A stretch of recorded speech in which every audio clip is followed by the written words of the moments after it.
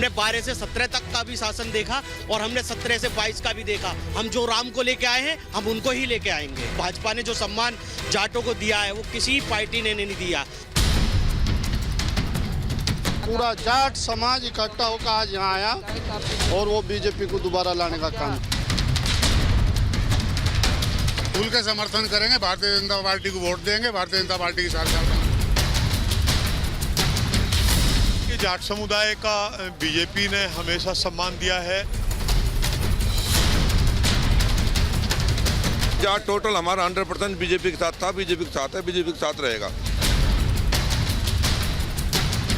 हाँ, चौधरी बना दिया साहू।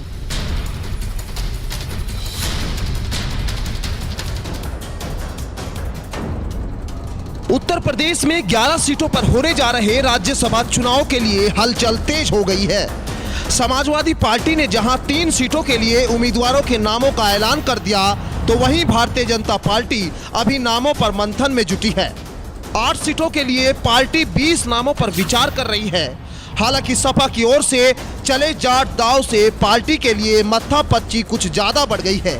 माना जा रहा है कि जयंत चौधरी को सपा रालोद गठबंधन की ओर से उतारे जाने के बाद भगवा कैंप पर भी जाटलैंड से किसी चेहरे को उच्च सदन में भेजने का दबाव बढ़ गया है।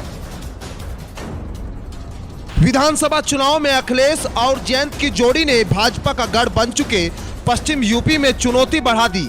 किसान आंदोलन से प्रभावित रहे गन्ना बेल्ट से भले ही बीजेपी एक बार फिर मिठास चखने में सफल रही हो, लेकिन कई सीटों पर उसे जोरदार झटका लगा और गन्ना मंत्री सुरेश राणा तक हार गए। हालांकि पार्टी ने वेस्ट यूपी के प्रभावशाली समुदाय को साधने के लिए योगी मंत्रिमंडल में 3 जाट चेहरों को जगह दी।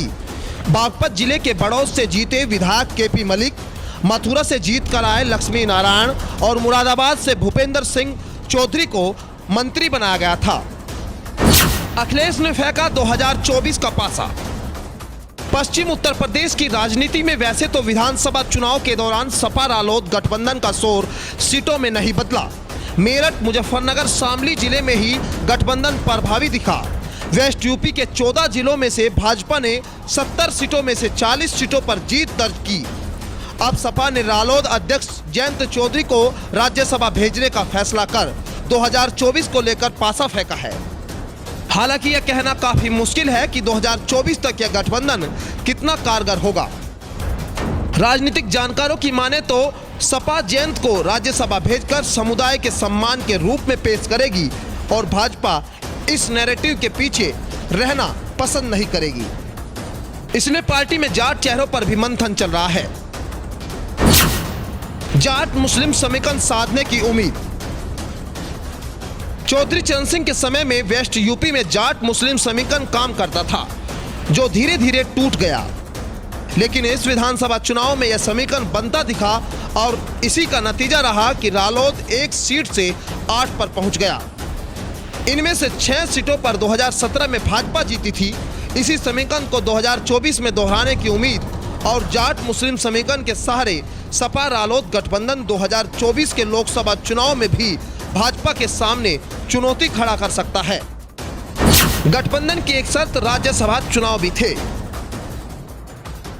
हालिया विधानसभा चुनाव में रालोद के 8 विधायक हैं। इनमें से 3 विधायक सपा के हैं। ये सभी रालोद के सिंबल पर जीते हैं। कपिल सिब्बल को प्रत्याशी बनाते ही सियासत में गठबंधन को लेकर सवाल उभरने लगे थे। रालोद में निराशा थी क्योंकि गठबंधन से पहले ही एक शर्त राज्यसभा चुनाव भी थे। आखिरकार गुरुवार को सपा के राष्ट्रीय अध्यक्ष और पूर्व मुख्यमंत्री अखिलेश यादव ने 2024 को देखते हुए जयंत चौधरी को राज्यसभा का प्रत्याशी बनाने का ऐलान कर दिया, वो भी अपनी पत्नी डिंपल यादव की जगह।